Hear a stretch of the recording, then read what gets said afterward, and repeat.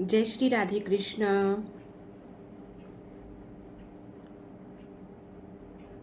आज मैं आपको अश्वनी कुमार से जुड़ी महाभारत की एक ऐसी अद्भुत कथा सुनाने जा रही हूँ जो हमें गुरु भक्ति, समर्पण और अश्वनी कुमारों की दिव्य चिकित्सा शक्ति के बारे में बताती है।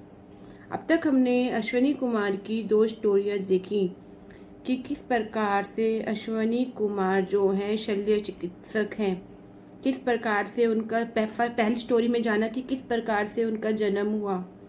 दूसरी स्टोरी में हमने जाना कि किस प्रकार से उन्होंने अपनी शल्य चिकित्सा द्वारा गुरु द्रोणा से शिक्षा प्राप्त करी।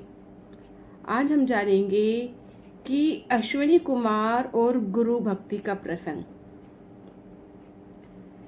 एक बार एक गुरु का एक शिष्य था जो गायों की बहुत सेवा करता था और गुरु ने देखा कि शिष्य हमेशा स्वस्थ और मोटा रहता है, हमेशा स्वस्थ रहता है, मोटा ताजा रहता है। तो उन्होंने पूछा, शिष्य आप इतना स्वस्थ कैसे रहते हो, आप इतने हेल्थी कैसे हो? क्योंकि जो शिष्य है उनका काम है भिक्षा मांगना।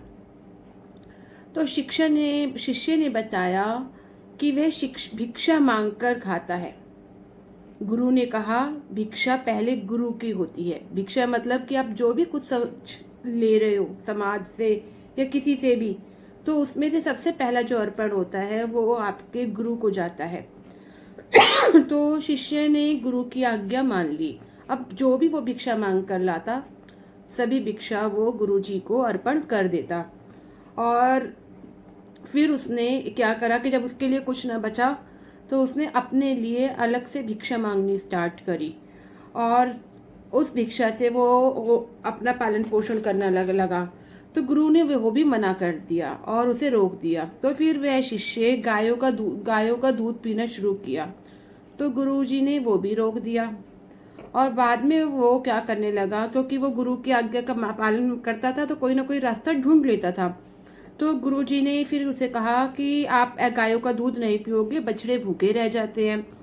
तो उसने गाय का दूध पीना छोड़ दिया। फिर क्या वो फिर भी बहुत अच्छा रहा। तो गुरुजी ने कहा क्या कारण है? तो उसने कहा कि जब बछड़े दूध पीता छोड़ देते हैं, जो दूध नीचे गिरा देते हैं, मैं वो पी लेता हूँ। तो गुरुजी ने उसे कहा कि आप ऐसा मत करो, गुरुजी बछड़े जो है वो भूखे रह जाते हैं, वो तुम्हारे लिए दूध गिरा देते हैं। अब शिष्य भूखा रहने लगा। अब उसे भूख बर्दाश्त नहीं हुई तो उसने जंगल की जहरीली पत्तियां खानी स्टार्ट कर दी। जो पेड़ पौधों की पत्तियां खानी स्टार्ट कर दी, उनमें से कुछ पत्तियां जहरीली भी थी। तो कुछ उन पत्तियों को खाने से उनके शिष्य की आंखें चली गईं और अब उसे दिखता नहीं था। और एक दिन वो भटकते भटकते कुएं में जा गिरा। गुरु ने उसे कहा कि आप अश्वनी कुमार का स्मरण करो, अश्वनी कुमार का ध्यान करो। तो शिष्य ने गुरु की आज्ञा मानी और अश्वनी कुमारों का स्मरण किया। और जैसे ही शिष्य ने अश्वनी कुमारों का स्मरण किया तो उसी समय अश्वनी कुमार उनके समक्ष प्रकट हुए और वो बहुत खुश हुए और बोले कि ये औषधि खा लो। उन्होंने कोई उसे दवाई दी खाने के लिए अश्वनी कुमार जी ने, जिससे तुम्हारी आंखें ठीक हो जाएंगी। बट शिष्य ने कहा, मैं गुरु को अर्पित किए बिना कुछ नहीं खाता। जो भी मैं खाता हूँ, जो भी खाना खाता हूँ, सबसे पहले मैं वो अपने गुरु को अर्पित करता हूँ, उसके बाद खाता हूँ। तो अश्वनी कुमारों ने उसे समझाया कि तुम्हारे गुरु ने भी ऐसा किया था, लेकिन शिष्य उसी बात पर अड़िग रहा। और उसकी ये अटूट गुरु भक्ति देखकर अश्वनी कुमार बहुत अत्यंत प्रसन्न हुए और उस शिष्य को उनकी दृष्टि लौटा दी और समृद्धि का आशीर्वाद दिया। आप देख सकते हैं कि इस स्टोरी के माध्यम से किस प्रकार से अश्वनी कुमार ने गुरु भक्ति से प्रसन्न होकर उसकी आंखें लौटा दी शिष्य की और उन्हें समृद्धि का आशीर्वाद दिया। और शिष्य की ऐसी अटूट गुरु भक्ति से हमें शिक्षा क्या मिलती है कि हमें भी अपने गुरु के प्रति समर्पित रहना चाहिए। अब यहाँ पर आगे क्या हुआ कि जब वो औषधि खा ली और अश्विनी कुमारों के वरदान से उसकी आंखें ठीक होने लगी, तो अश्विनी कुमार जी ने कहा कि अब तुम जीवन भर ठीक रहोगे और समृद्ध रहोगे, तुम्हारे दांत सोने जैसे हो जाएं और तुम्हारे गुरु के दांत लोहे जैसे हो जाएं। और यह वरदान तुरंत सत्य हो गया। शिष्य के दांत सोने के हो गए और गुरु के दांत लोहे के हो गए, और गुरु भी शिष्य की इस निष्ठा को देखकर बहुत प्रसन्न हुआ।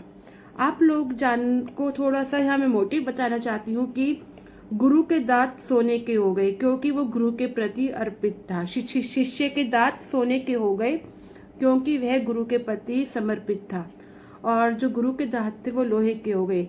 लोहे के इसलिए हो गए क्योंकि अनुशासन, कठोर अनुशासन से गुरु ने अपने शिष्य को तर दिया।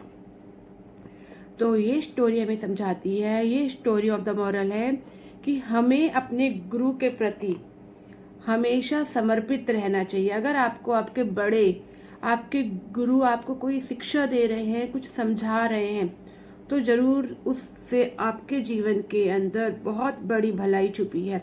हो सकता है शुरू का समय आपके जीवन के अंदर कुछ कठिनाइयों भरा बीते, बट आगने वाला समय वो आपका गोल्डन पीरियड होगा। अगर आपको ये स्टोरी अच्छी लगती है तो आप कमेंट के अंदर अपने अपने व्यूज़ बताइए कि आपने इस स्टोरी से क्या सीखा, और ज़्यादा से ज़्यादा लोगों के साथ मेरी इस वीडियो को शेयर कीजिए, जिससे जो मैं आप लोगों के समक्ष इस अध्यात्म की स्टोरियाँ शेयर कर रही हूँ, इन स्टोरियों के माध्यम से आप अपने जीवन के अंदर पॉजिटिव परिवर्तन लेकर आएँ। अब यहाँ पर एक बात मैं आपको और बताना चाहती हूँ, जैसे कि मैं एस्ट्रोलॉजी, न्यूमरोलॉजी, वास्तु, हीलिंग करती हूँ, ऑकल्ट साइंस के अंदर अपना काम करती हूँ। तो अगर किसी भी व्यक्ति को आँखों से रिलेटेड कोई परेशानी आती है तो आप अश्विनी कुमारों का ध्यान कीजिए। आप अश्विनी स्तोत्र पढ़ सकते हैं। चंद्रमा जिस दिन अश्विनी नक्षत्र में हो उस दिन आप अश्विनी कुमारों का स्मरण कीजिए। आप देखिए आपके जीवन के अंदर बहुत पॉजिटिव परिवर्तन आएंगे। बड़ी से बड़ी बीमारी अश्विनी कुमार दूर करते हैं। अश्विनी कुमारों को वैद्यों का वैद्य कहा जाता है। तो अश्विनी कुमार के द्वारा आप अपने जीवन के अंदर एक पॉजिटिव परिवर्तन ला सकते हैं, हर कार्य को सफल बना सकते हैं। राधे राधे, जय श्री कृष्णा।